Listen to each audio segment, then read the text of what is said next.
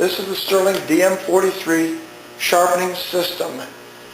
Out of the box, it has several component parts. The base unit, a protractor table for sharpening inserts with gun drill regrind plate with preset slots for grinding the different gun drill angles, tool holder, diamond wheel, and tools, nuts and screws to assemble the unit. On the bottom of the unit, for assembly, it will remove one of the stops plates, slide it on the table onto the surface, and install the stop screws.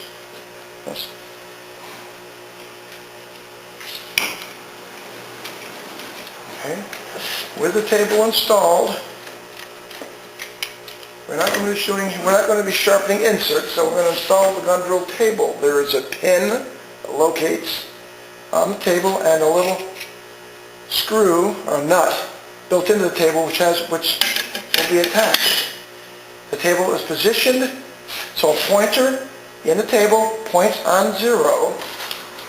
At that point, you install the screw, tighten the screw down in the center with the table positioned on 0 degrees.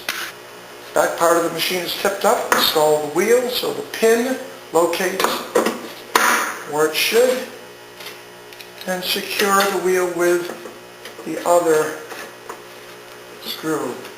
Now the machine is ready to be used. There is a preset angles for the grinding angles of the drill. There's a vertical adjustment and a scale on the side of the unit that gives the degrees. The machine turns the wheel in 2 directions, clockwise, and the wheel has to stop before you turn it in reverse. So there's 2 different directions. We'll use a gun drill. In this case, we'll put the gun drill in a tool holder so that the tip is clear of the tool holder,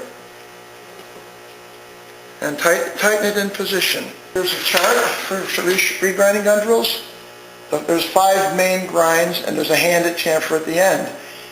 Using this in a cookbook manner, we'll start by sharpening what's called the primary relief, the first shown here, which is the outer angle of the gun drill, very small. The typical rotation of the wheel is opposite what you'd normally expect, in this case clockwise, when the drill is in the 30-degree position. You grind to remove wear on the drill, stop the wheel, reverse the wheel, and go into the inner relief that was shown in the dark color here, which also establishes the D/4 point position. In this case, you're working on the opposite side of the wheel, so with the rotation again going, in this case, counterclockwise. Pushing the wheel, the drill tip against the wheel, you grind to establish a D/4 point position. So now, this can be measured on a comparator or some measuring device, or with a reasonable amount of skill you can do it by eye. So this is the main resharpening of a gun drill. Steps 1, step 2 now are completed. So you have now the drill will cut. The rest of the grinds are clearance grinds.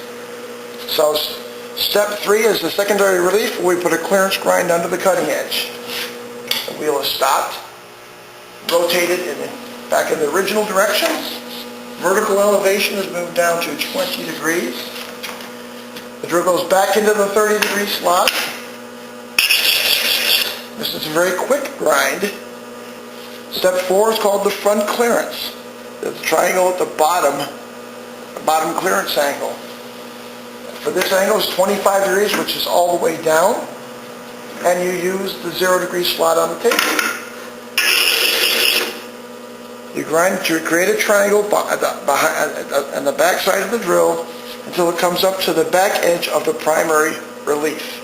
The last grind is called the oil clearance, most often commonly called a dub-off grind, where the wheel remains down You use the 20-degree right-hand slot, and you actually grind off.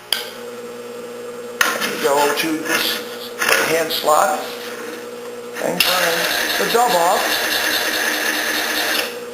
You grind the dub off until the V you're grinding goes back to the bottom of the V of the tip. So this is the completed grind, 4 or 5 facet grind. The only thing remaining is what's called a periphery chamfer. Turn the machine on end, so the wheel's vertical, and you'll rotate a hand chamfer around the perimeter of the drill that blends the ground angles to the side of the drill. Now the drill is completely finished.